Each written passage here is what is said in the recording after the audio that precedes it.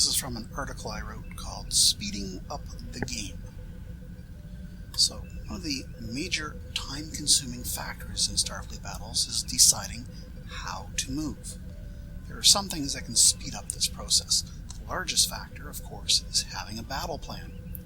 Once you know what kind of attack pattern you're going to use, then your movement is performed to achieve it. There are, of course, always modifications to your overall battle plan. In essence, you make a battle plan for each turn, still trying to keep to the overall plan. Once you reach a certain level of efficiency, you can begin predicting your opponent's battle plans.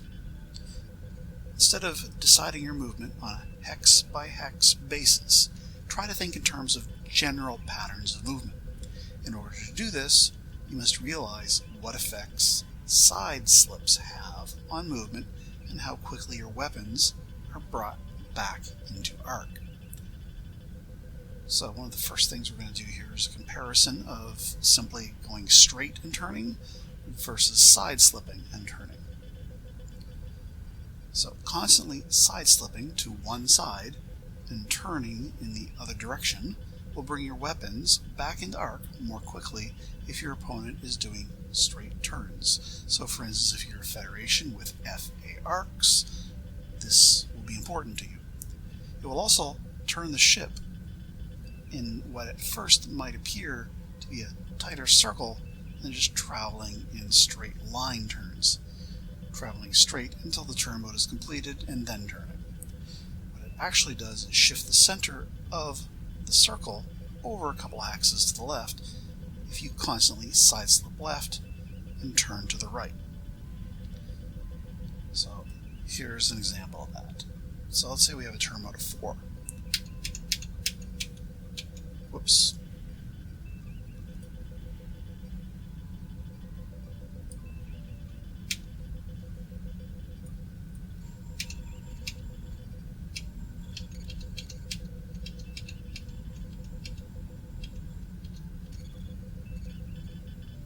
So there's your circle.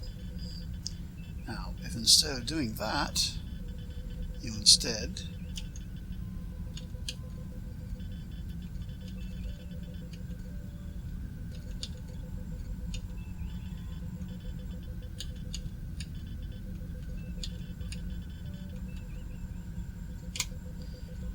do that, you shift your circle. So the center of this circle would be here, whereas the center of this circle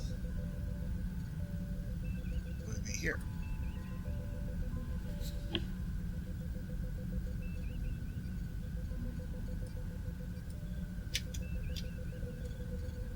So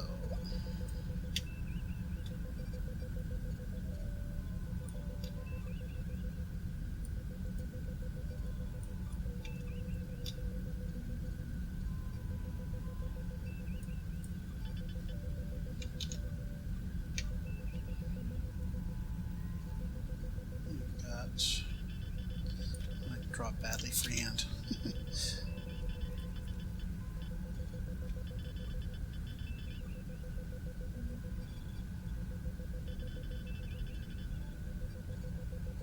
So with that circle,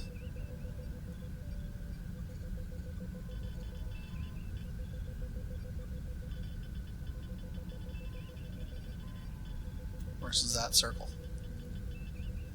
So this circle's center is here.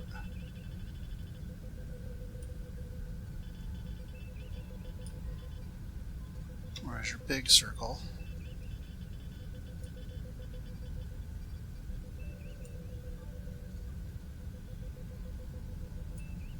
is here.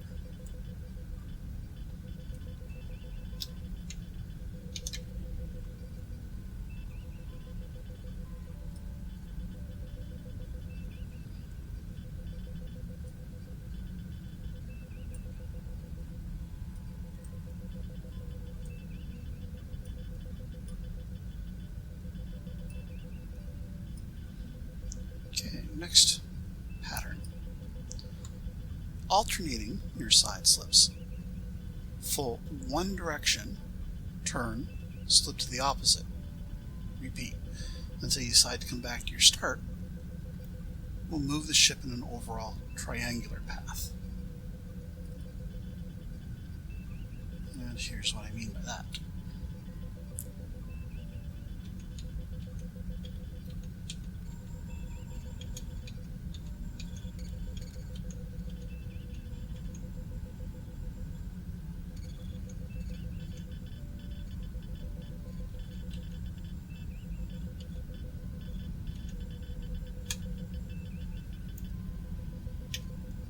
So you've pretty much gone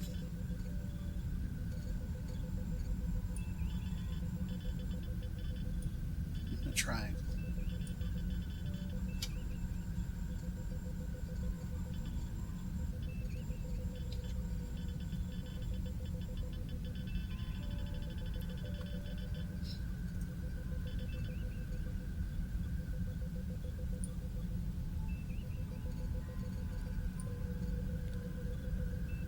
Now, another thing that you can do while moving at a higher speed, if you don't want to close as quickly, you can do something called fishtailing. So fishtailing is used to reduce the number of hexes you travel forward in a certain direction. In effect, it slows you down while not slowing down your actual speed. Move, slip one direction, complete the slip mode, do not turn, but slip back in the other direction. So here we go.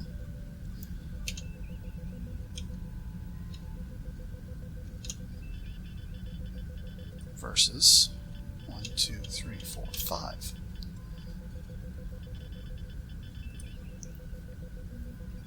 So, while moving the same number of times, the same speed, you actually reduce your movement forward by 1 hex by doing that fishtail.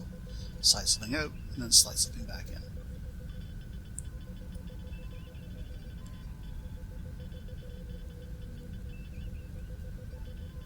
And we can compare this over a number of different movements.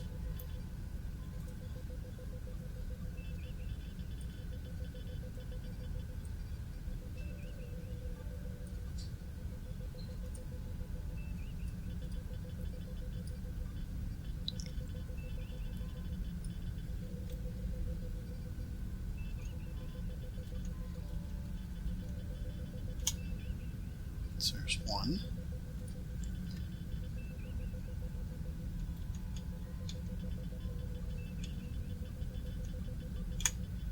There's 2.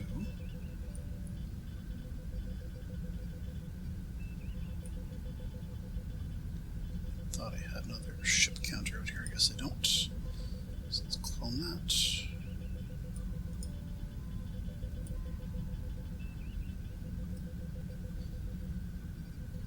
There's the third comparison.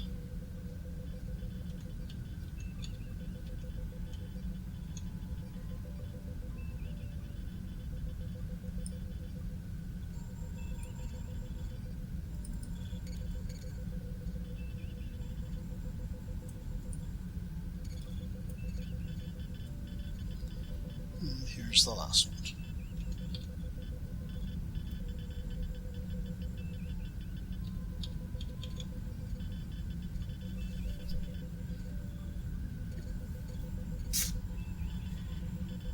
So in all of these, you're trying to determine if you can get your FA weapons back in arc sooner. So the Fed FA is out this hex row and over. So it's at that hex row, at that hex row, at this hex row.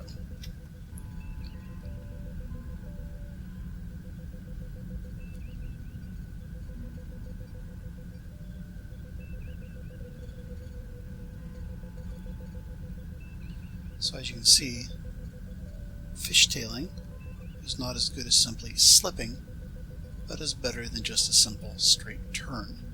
And the simple straight turn was the one that went straight up and turned. And the fishtailing was this one.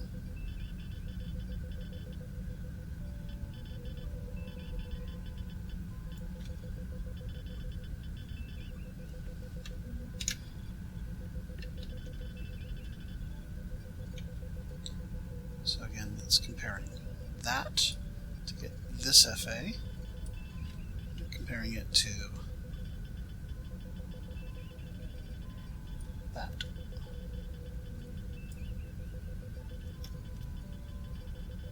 So if your target was here, it's better due to the fishtail, so that you end up here rather than up here, and your FA weapons are unable to hit this target.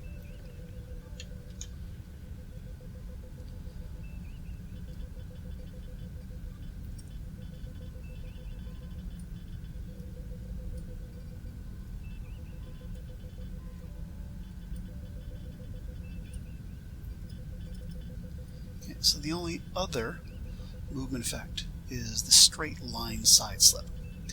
Because the map is a hex map, side slipping allows you to travel in a 30-degree arc or angle instead of the hex's built-in 60 degrees. So if we do that and compare it to that by doing side slips, we in essence get a 60-degree turn.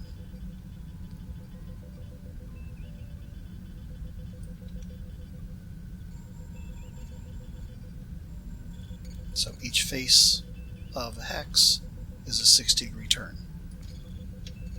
That to that is 60 degrees. So this is 30 degrees. So once you realize these patterns of movement, you can apply them to appropriate situations. If you see your opponent doing a fishtail, you know with the same turn mode you can cut inside him using a slip turn. You can even use this information to travel at higher speed and keep a similar turn mode if your opponent isn't using this info.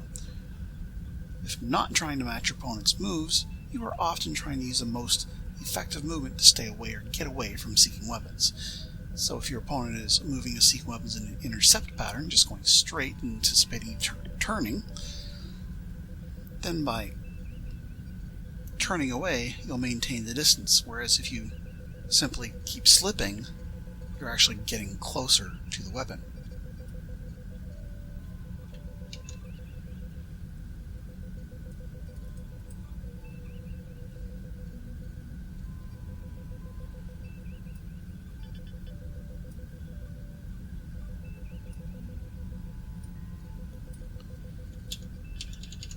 So there's 6 movements there.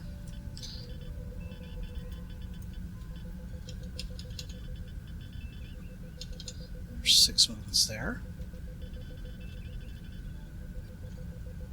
And there's 6 movements there. And the idea is that your opponent is going forward with the weapon, anticipating that you are going to turn in at some point and go in that direction.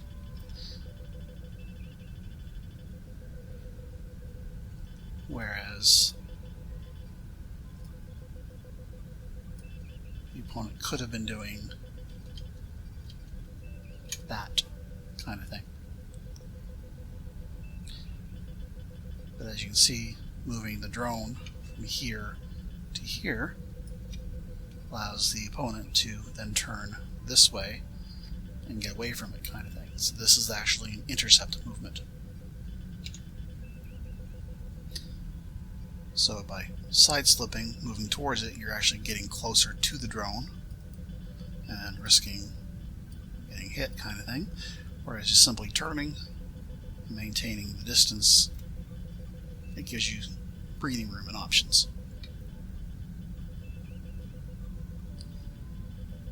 And of course, this always comes back to the corner of a map.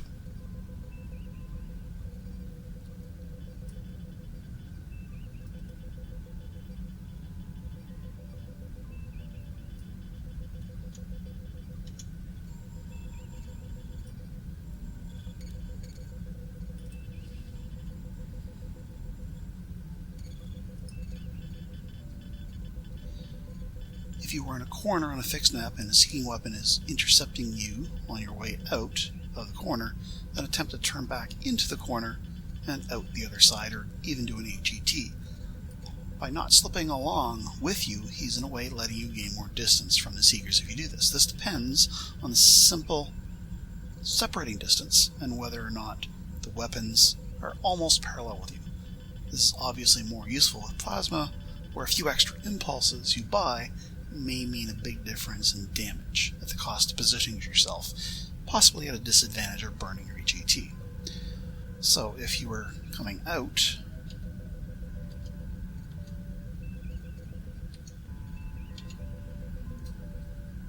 this allows the drone to simply catch up with you.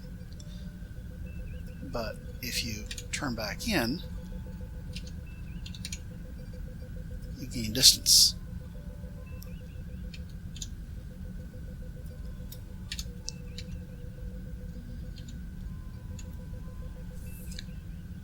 So you buy time.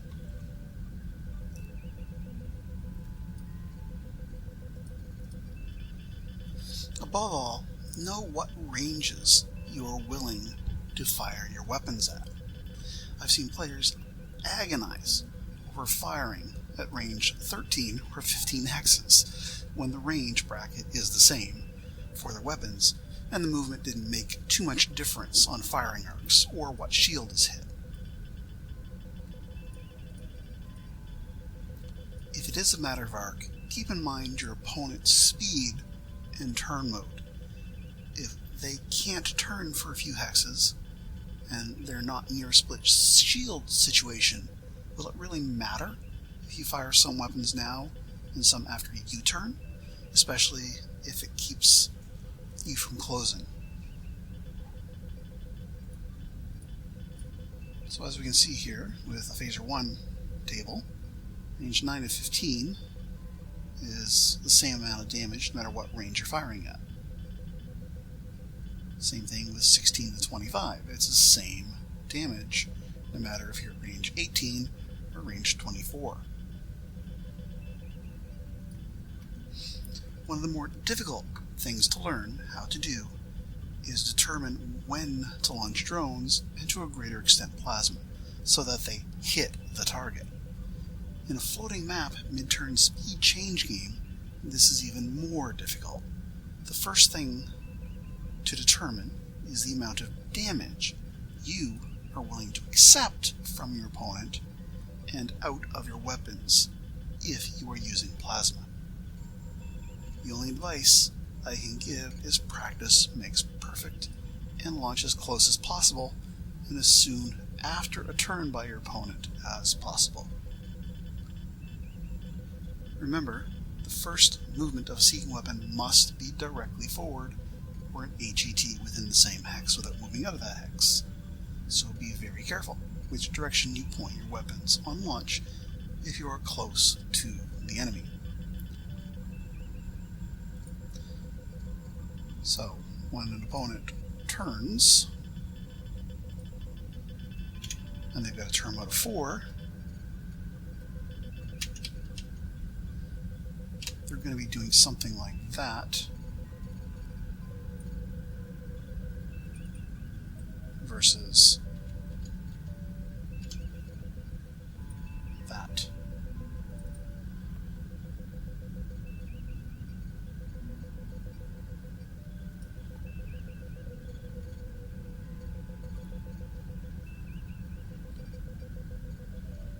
So seeking weapon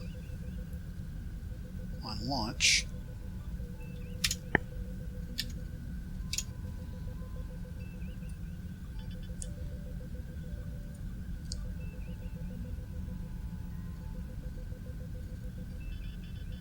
is going to have a better chance of hitting a target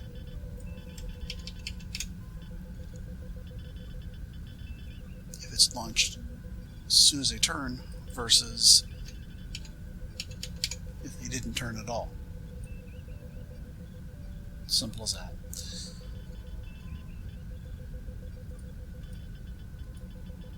So that simple act of constantly slipping to one side before a turn on a turn mode of, say, 5, will bring an FA weapon back into arc 2 hexes sooner.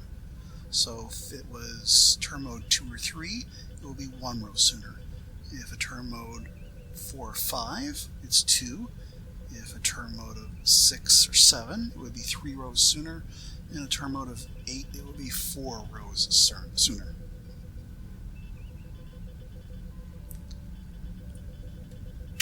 So if you're going to try and shoot the drone here, and you only have FA weapons, instead of going straight, then turning,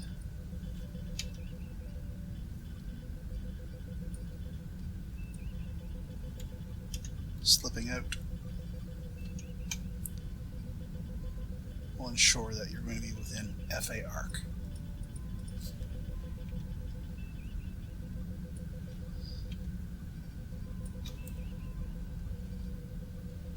So that's it for this video.